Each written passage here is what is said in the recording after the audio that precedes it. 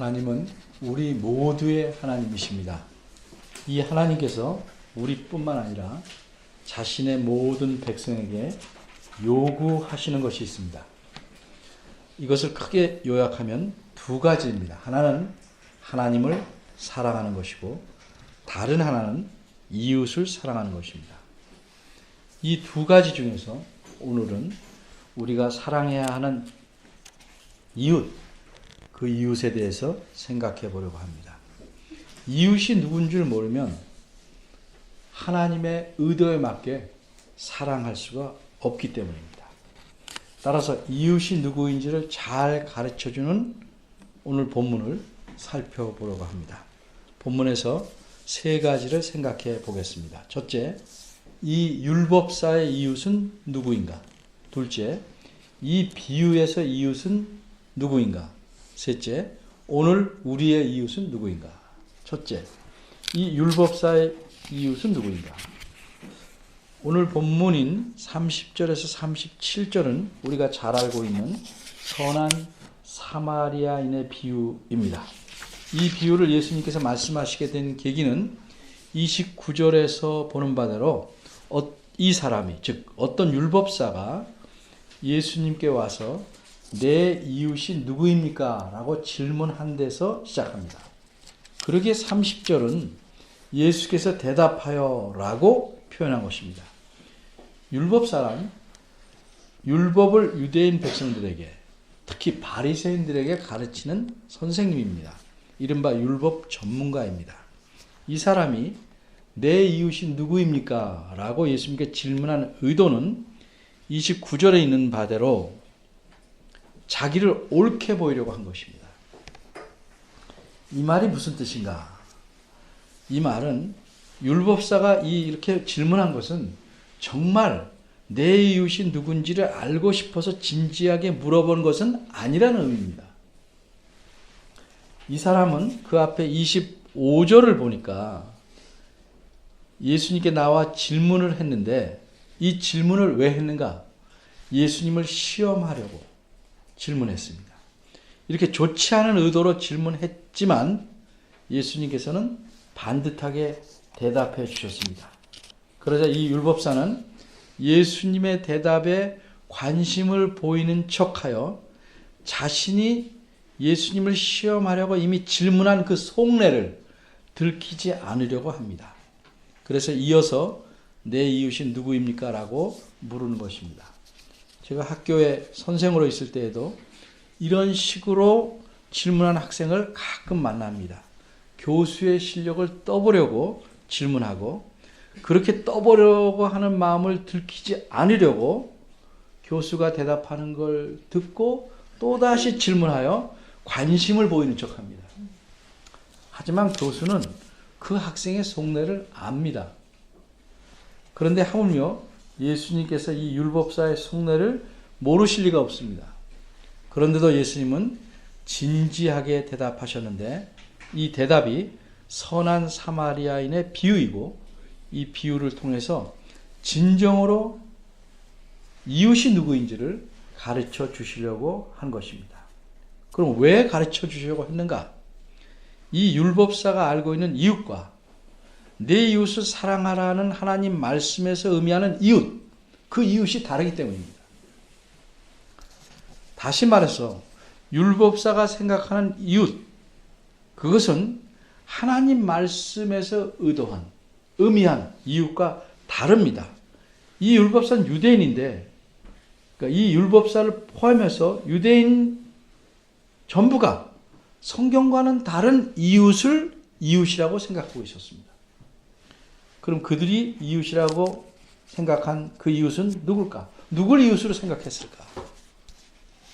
산상수훈에 보면 예수님께서는 유대인들이 잘못 배워서 잘못 알고 있는 것들을 여럿 고쳐주십니다. 바꿔 말하면 유대인들이 하나님께서 말씀하실 때 의도한 것과는 다르게 알고 있는 것을 고쳐주신 겁니다. 그 중에 하나가 이웃에 대한 것입니다. 마태복음 5장 43절에 보면 예수께서 이렇게 말씀하십니다. 또 내 이웃을 사랑하고 내 원수를 미워하라 하였다는 것을 너희가 들었으나. 이 말씀이 무슨 뜻입니까? 너희가 잘못 배워왔다는 겁니다. 왜냐하면 유대인들은 이웃하고 원수를 구별해서 이웃은 사랑하고 원수를 미워하였습니다. 그런데 예수님은 마태복음 5장 44절에 보면 이렇게 고쳐주십니다. 나는 너에게 이르노니 너희 원수를 사랑하며 너희를 핍박하는 자를 위하여 기도하라. 도대체 이 말씀은 무슨 뜻일까? 쉽게 말하면 사랑할 자와 미워할 자를 구별하지 말라는 겁니다. 또한 사랑할 대상에 원수와 핍박하는 자까지도 포함해야 한다는 말씀입니다. 그럼 유대인들은 이웃을 누구라고 생각했을까? 예수님께서 이어서 하신 말씀에서 단서를 얻을 수 있습니다.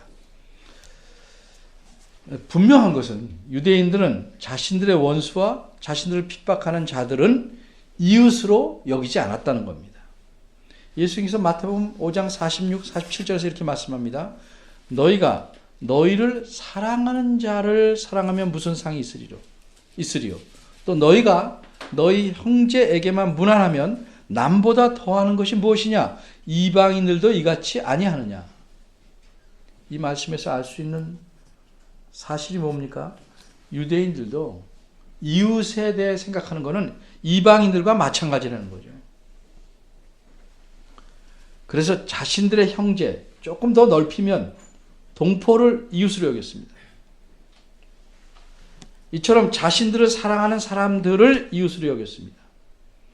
그러니까 유대인들은 이방인들과 마찬가지로 혈연 관계나 친분 관계로 맺어진 사람을 이웃으로 여겼던 겁니다.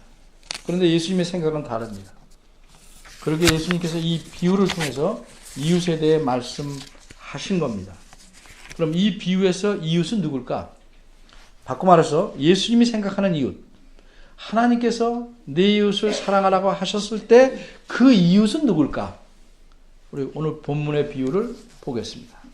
그래서 두 번째, 이 비유에서 이웃은 누군가? 예수님께서 말씀하신 이 비유는 예수님을 믿지 않는 사람이라도 또 성경을 읽지 않는 사람이라도 조금 상식이 있다는 사람이라면 누구나 다 알고 있는 유명한 이야기입니다. 이 선한 사마리아인 비유는 가장 많이 알려진 비유 중 하나입니다. 그렇지만 동시에 이 비유는 가장 많이 오용되고 잘못 해석되는 비유 중 하나이기도 합니다. 이 비유만큼 정말 이상하게 해석되어 온 비유는 없을 정도입니다. 이 비유를 이상하게 해석하고 이해한 전형적인 예를 하나 들어보겠습니다. 예루살렘은 해발 800m 이상 되는 곳에 있는 성읍이고 이 성읍에는 하나님의 성전이 있었습니다. 반면에 여리고라는 도시는 아래쪽 요단강 가까이 위치한 성읍이고 해발 마이너스 250m입니다. 그러니까 예루살렘과 여리고의 높이 차이는 1000m가 넘는 셈입니다. 이런 사실을 이용하여 어떤 사람들이 이렇게 해석합니다. 하늘의 평안을 누리는 하나님의 성읍을 떠나서 저 아래 세상으로 가는 사람은 사탄과 그의 부하들의 공격을 받는다. 그래서 사람은 죄로 인해 영적으로 거의 죽게 된다. 하지만 사람은 율법과 선지자로 인하여 구원받지 못한다. 그런데 예수님께서 오셔서 성령과 피로써 상처를 치료하고 죽게 된 사람을 살리셨다. 그리고 그를 짐승에 태우셨다. 즉 그리스도의 육체를 희생하셨고 그를 주막으로 데려가셨는데 주막은 교회다.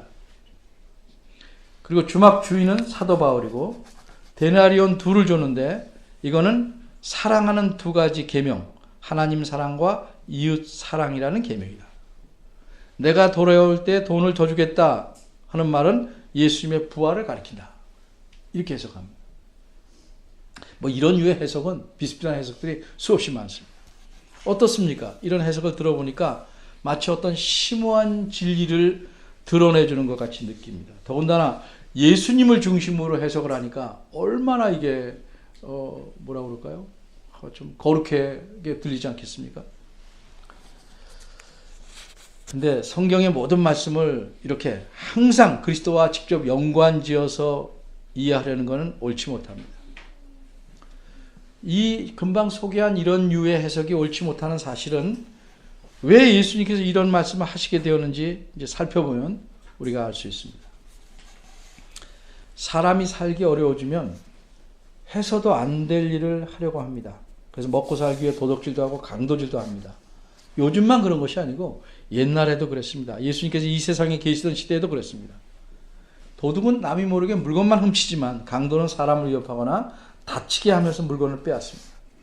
어떤 사람이 한 성읍에서 다른 성읍으로 가게 됩니다.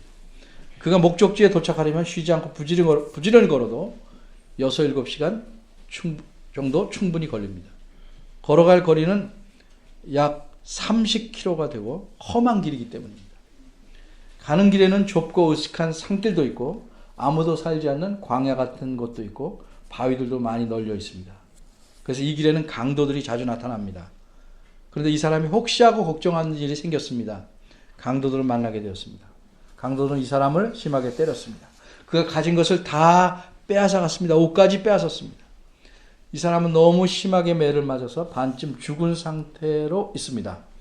움직일 수조차 없고 그저 숨만 겨우 쉴 뿐입니다. 이 사람의 입장에서 이 상황을 한번 설명해 보겠습니다. 얼마나 시간이 흘렀는지 모릅니다. 우연히 그곳으로 지나가던 한 사람이 매를 맞아 쓰러져 있는 이 사람을 봅니다. 꼼짝 못하고 쓰러져 있어서 그대로 더 있다가는 죽을 수밖에 없는 불쌍한 사람에게 살 길이 이제 열리게 된 겁니다. 그런데 쓰러진 사람을 본 그 사람은 옆으로 피해서 지나가 버리고만. 이렇게 나쁜 사람이 있을 수 있을까? 사람이 죽어가는데도 못 본 채 하고 달아나듯 가버리다니. 여러분 그럴 수 있습니까? 일반 사람도 그래서는 안 될 터인데 그렇게 피해 가버린 사람은 제사장이었습니다. 하나님의 율법대로 살아야 한다고 가르치고 자신도 그렇게 산다고 하는 사람입니다. 겉으로 보기에는 세상에 둘도 없이 경건하고 거룩해 보이는 사람인데 도움이 필요한 사람을 눈앞에 두고도 도망치듯 가버렸습니다. 그래서 살아날 수 있는 희망이 생길 듯 하다가 꺼지고 말았습니다. 얼마 후에 또 사람의 발자국 소리가 들립니다. 점점 이 쓰러져 죽어가는 사람 쪽으로 다가옵니다. 이 발자국 소리와 함께 다시 살아날 수 있다는 희망이 보입니다. 그런데 다가오던 발자국 소리가 아주 가까이 왔는데도 멈추질 않습니다. 오히려 그 발자국 소리는 갑자기 빨라지더니 멀리 가버리고 말았습니다. 이 발자국 소리의 주인공은 레위인입니다. 그도 앞서서 피하여 간 제사장보다는 못하다고 할 수 있겠지만 상당히 경건한 가문에 속한 사람입니다. 이 레위인은 길을 가다가 쓰러진 사람을 발견합니다. 그런데 그를 도와줄 마음이 없습니다. 그래서 발걸음을 멈추지 않고 급히 지나가 버렸습니다. 가문이 경건하면 무엇합니까? 요새 말로 몇 대째 예수를 믿으면 뭐합니까? 죽어가는 사람을 보고도 꽁무니를 빼고 도망치듯 가버렸으니 그의 경건함이란 아무 쓸모도 없는 것입니다. 세 번째 사람이 다가옵니다. 이 사람은 말을 타고 오는지 낙인지 어쨌든 짐승을 타고 오고 있었습니다. 혹시 이 사람에게 도움을 얻었으면 좋겠다고 생각했는데 이 사람이 누구인지 알자마자 그런 생각을 포기해야 했습니다. 이 사람은 사마리아 사람이기 때문입니다. 여기서 유대인과 사마리아 사람의 관계를 알기 위해서 조금 다른 예를 들어보겠습니다. 어떤 사람이 아프리카에서 여행을 하다가 깊은 구덩이에 빠지게 되었습니다. 사람 살려주세요. 한참 외우니까 어디서 사람들이 뛰어오는 소리가 들렸어요. 그리고 이 사람을 구덩이에서 건져냅니다. 그래서 구덩이에 나온 사람이 이젠 살았구나 하고 한숨 돌리며 자신을 구한 사람을 쳐다보자마자 몸이 얼어붙었습니다.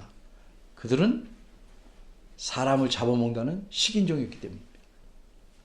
차라리 저 구덩이 속에 그대로 있을 것을 하는 생각이 들만할 것입니다. 사마리아 사람은 식인종은 아니지만 유대 사람들이 전혀 상대를 하지 않는 사람입니다. 유대인들은 사마리아 사람들을 아예 사람 취급을 안 합니다. 욕 중에서 가장 큰 욕이 너는 사마리아 사람이다. 이렇게 말하는 겁니다. 예수님께서도 유대인들에게 이런 욕을 먹었습니다. 요한복음 8장 48절에 보면 유대인들이 그렇게 싫어하고 천시하는 사마리아인이 이 쓰러진 사람 앞으로 다가왔습니다. 그런데 놀라운 일이 벌어집니다. 사마리아인은 쓰러진 사람에게 다가가서 그를 봅니다. 심하게 얻어맞은 탓에 온몸이 멍텅이고 살이 까지고 터지고 찢어졌습니다. 숨은 붙어있지만 전혀 몸을 가누지 못할 정도 반은 죽었습니다. 이대로 놔두면 죽습니다. 그래서 나름대로 응급처치를 합니다. 자신이 갖고 있는 들 중에서 이 상황에서 쓸만한 것은 우선 올리브 그림과 포도주입니다. 아픈 것을 부드럽게 하거나 소독할 수 있기 때문입니다. 기름과 포도주를 부어가며 상처들을 싸맵니다. 대충 응급처치가 끝났습니다. 그런데 쓰러진 사람을 응급처치가 끝났다고 여기에 두고 갈 수 없습니다. 그러면 이 사람은 죽고 말 것입니다. 그래서 자기가 타고 왔던 짐승에 태웁니다. 축 늘어지다시피 한 사람을 정말 힘들여가며 태웠고 성읍에 들어가서 묵을 곳을 찾았습니다. 그것을 하룻밤을 함께 지내면서 다친 사람을 극진히 돌아봅니다. 다음 날입니다. 이 사마리아인은 다시 가려던 길을 떠나야만 합니다. 그래서 묵었던 숲도의 주인에게 돈을 주며 부탁합니다. 데나리온 2를 주었습니다. 어떤 글을 보면 그 당시 하루치 숙박비는 12분의 1 데나리온이었다고 합니다. 따라서 2 데나리온이라면 약 3주 이상의 숙박기가 됩니다. 죽을 만큼 얻어맞은 사람이 기운을 차리려면 오래 누워 있어야 합니다. 그래서 사마리아인은 환자의 숙박비를 미리 지불하고 잘 돌봐주기를 부탁합니다. 게다가 자신이 다시 이리로 돌아와서 비용이 더 들었을 경우에 반드시 갚겠다고 말합니다. 여기까지가 30절에서 35절까지 내용입니다. 여러분들을 위해서 제가 예수님께서 하신 말씀에 많이 덧칠을 해봤습니다. 29절에서 율법사가 예수님께 질문했는데 이런 의미입니다.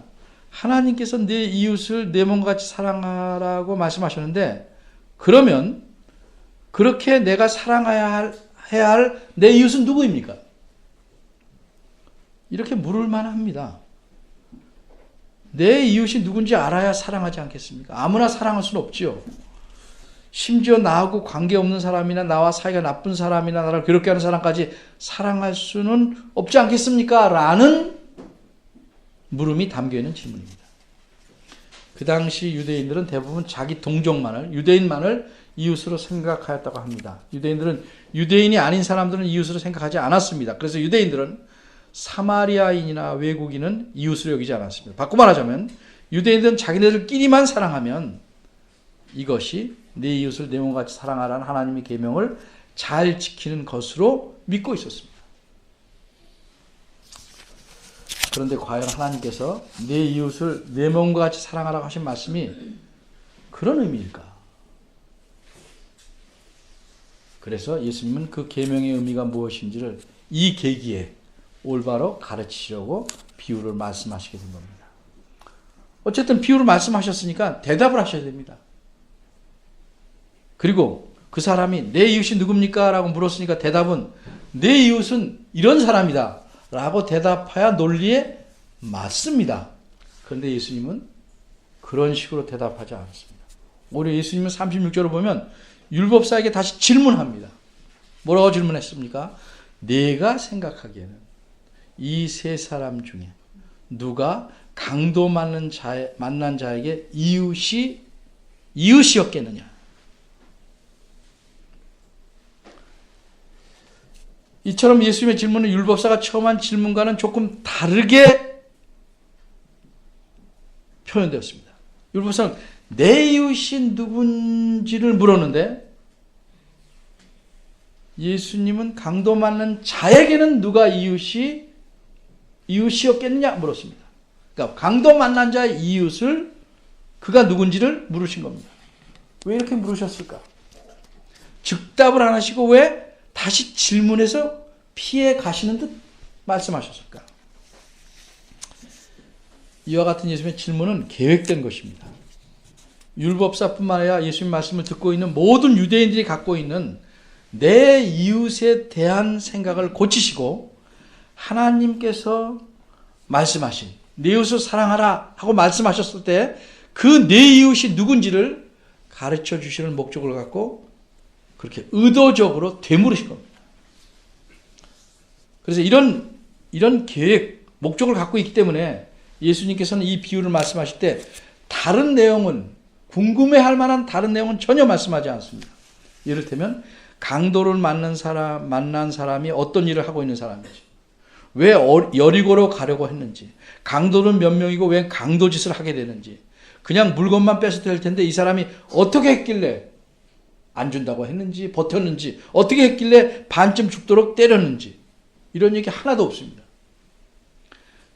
제사장과 레위인은 뭐가 급해서 왜 피해갔는지, 사마리아인은 어디로 여행하는 중인지 등등 우리가 궁금해할 만한 일들은 아무것도 말씀하지 않습니다. 오직 달랑 세 사람, 제사장과 레위인과 사마리아인만 말씀합니다. 그런데 유대인들은 사마리아인은 전혀 이웃이라고 생각하지 않았습니다. 그런데 강도를 만나 거의 죽게 된 이 사람이 이웃이라고 생각해왔던 제사장과 레위인은 돕지 않았습니다. 제사장과 레위인은 하나님의 율법을 가르치기나 율법대로 살아가려고 힘쓰는 사람이기 때문에 마땅히 도울 것이라고 생각할 만하지만, 이들은 일반적으로 유대인들이 생각하는 것과는 전혀 다르게 죽어가는 자를 보고도 도망치듯 피해가고 말았습니다. 하지만 이웃이 전혀 아닐 뿐만 아니라 평소에도 사이가 몹시 나빠서 결코 돕지 않을 것이라고 생각한 사마리아인이 쓰러진 유대인을 도왔습니다. 너무도 의외의 일입니다. 우리 일상생활에도 종종 그런 거 봅니다.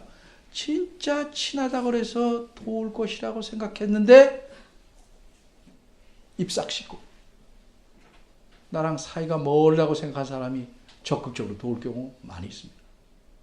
왜 그럴까?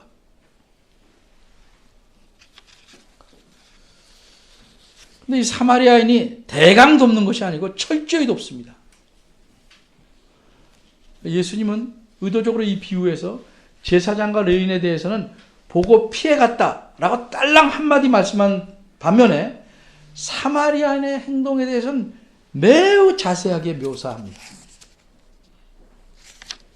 사마리아는 쓰러진 사람을 보고 불쌍히 여겼습니다. 가까이 갔습니다. 상처를 싸매줬습니다. 자기가 갖고 있던 올리브 포도주로 상처에 부었습니다. 자기 짐승에 태웠습니다. 주막으로 데리고 갔습니다. 거기서 그를 돌보았습니다.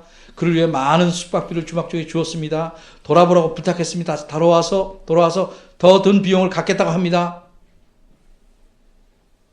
무려 10가지 이상을 나열합니다. 세 사람 모두 똑같이 쓰러진 자를 보았습니다. 그런데 제사장과 레위인이 한 일은 딱 한 가지예요. 그냥 피해간 거예요. 그런데 사마리아인은 쓰러진 자를 힘을 다해서 돕습니다. 생명을 잃어가고 있는 자를 살리려고 돕습니다. 이렇게 사마리아 행한 일을 계속 나열하셨습니다. 왜? 강조하려고. 대조하려고. 그리고 예수님은 이 율법사에게 이 세 사람 중에 누가 강도 만난 자에게 이웃이었느냐라고 물었습니다. 자기가 물음에 대답을 하셨는데 다시 묻는 예수님께 대답을 안 할 도리가 없습니다. 세 사람 중에 누구냐라고 물었으니 대답은 논리적으로 말하면 제사장입니다. 혹은 레위인입니다. 혹은 사마리아인입니다. 이 셋 중에 하나로 대답하는 게 가장 자연스럽습니다. 그런데 이 대답이 부자연스럽습니다. 사마리아인이라고 대답하지 않습니다. 사마리아인이라는 표현을 빼고 돌려 말합니다. 어떻게 말합니까? 자비를 베푼 자입니다. 그래서 어떤 학자는 이 율법사가 사마리아인을 싫어하기에 그런 표현조차 피했다고 보기도 합니다. 어쨌든 율법사는 정확하게 이렇게 대답했습니다. 그의 대답을 원어대로 표현한다면 그에게 긍휼을 베푼 자입니다. 긍휼, 자비함, 불쌍히 여김, 이런 마음, 감정이 있는 것 자체도 귀한 것이지만 그것을 필요한 사람에게 베풀지 않으면 그건 그냥 감정입니다. 사랑이 아닙니다. 그건 하나님께서 원하시는 사랑은 아닙니다.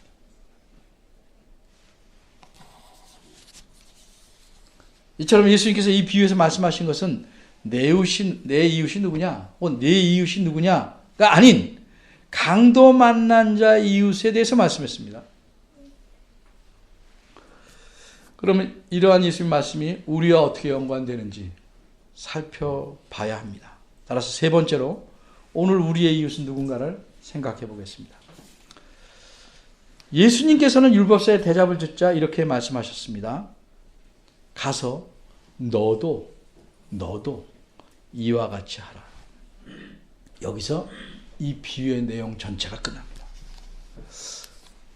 그럼 이것이 율법사의 질문에 제대로 대답하는 것이 된 건가? 아니면 좀 곤란하셔서 혹은 율법사의 질문이 못마땅해서 동문서답하신 것인가? 율법사는 내 이웃이 누구냐고 분명 물었는데 그럼 도대체 내 이웃은 누군가?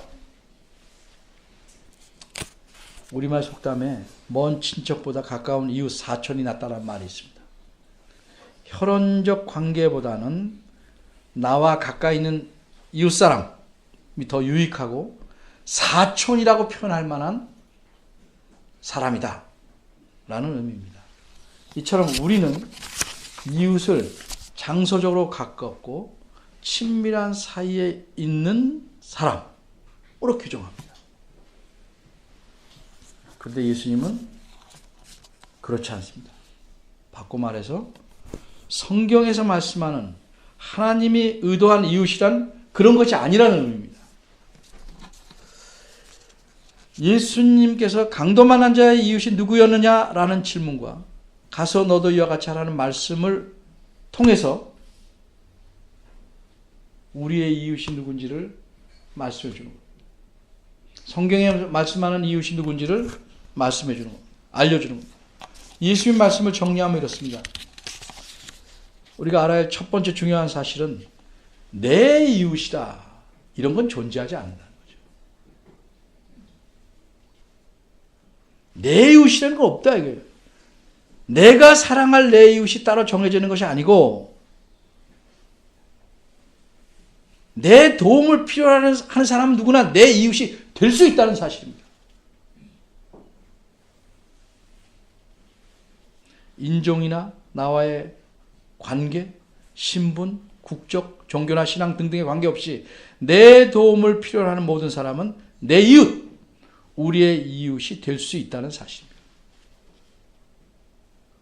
두 번째로 이웃은 따로 존재하는 게 아니고 내가 먼저 만들어서 생기는 겁니다.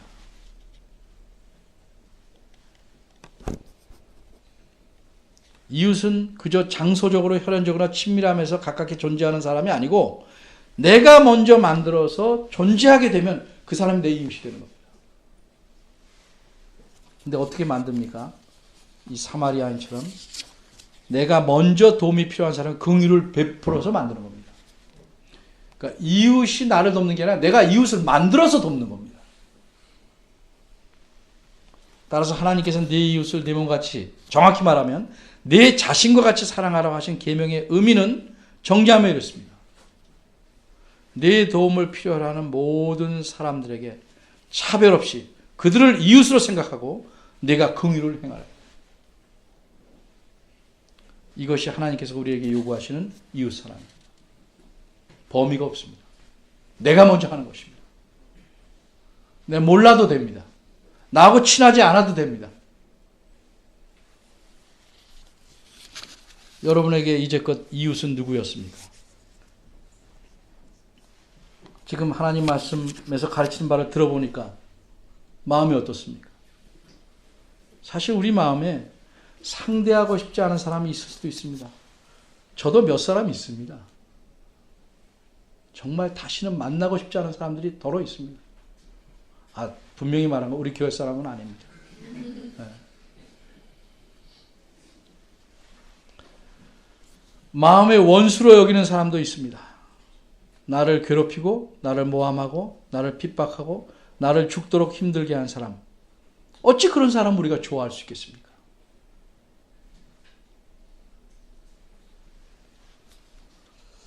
예수님께서도 성경에서도 우리에게 그런 사람을 좋아하라고 말하지 않습니다.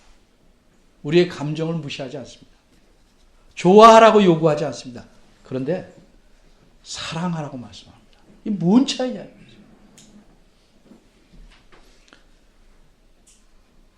그런 사람도 내 이웃으로 사랑하라고 말합니다. 우리 도움을 필요로 할 때, 내 도움을 필요로 할 때 거절하지 말고 위에서 기도할 수 있다면 그것이 사랑입니다.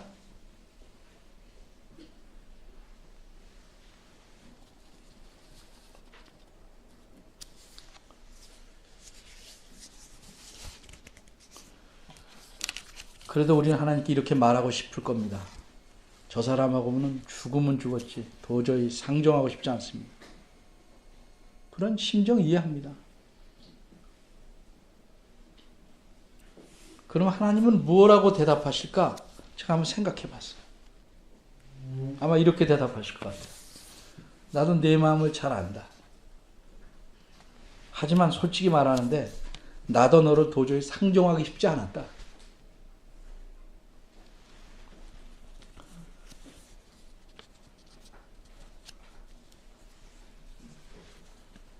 그런데 내가 영원히 죽어가는 것을 내버려둘 수 없기 때문에 너를 불쌍히 여겨서 너를 살리려고 내 독생자를 너 대신 죽게 했다. 이것이 내가 네게 베푼 내 사랑이다. 너가 정말 내 사랑을 조금이라도 안다면, 감사한 마음이 있다면 나는 네게 이렇게 하기를 원한다. 내가 먼저 도움이 절실한 필요한 사람들에게 그들의 조건이나 너와의 관계를 전혀 따지지 말고 긍휼을 베풀어서 그들을 이웃으로 대하면 어떻겠느냐.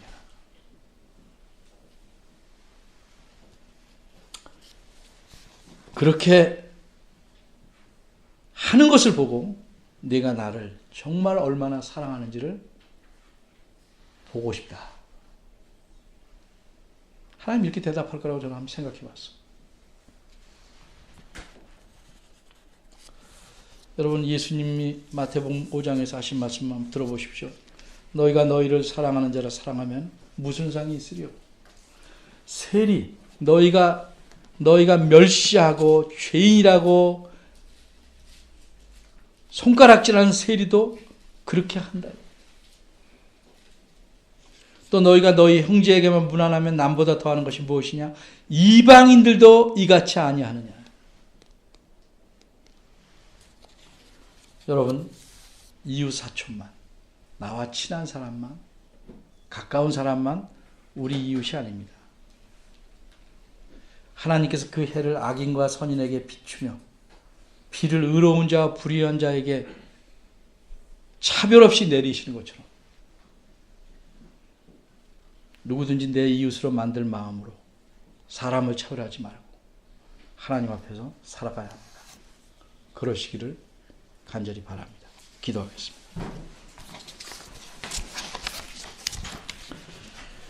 하나님 아버지, 저희가 입으로는 하나님의 사랑이 얼마나 큰지 감히 다 갚을 수 없다고 말할 때가 더러 있습니다.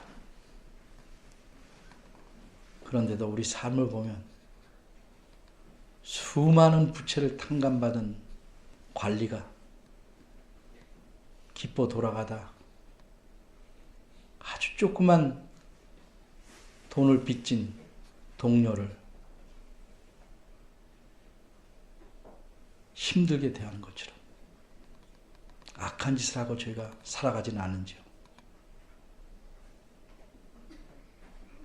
우리 머릿속에 잘못 들어박힌 이웃에 대한 생각을 떼어내게 하시고 하나님께서 네 이웃을 사랑하라고 말씀하셨을 때 그 이웃을 사랑하도록 도와주시기 바랍니다. 예수님의 이름으로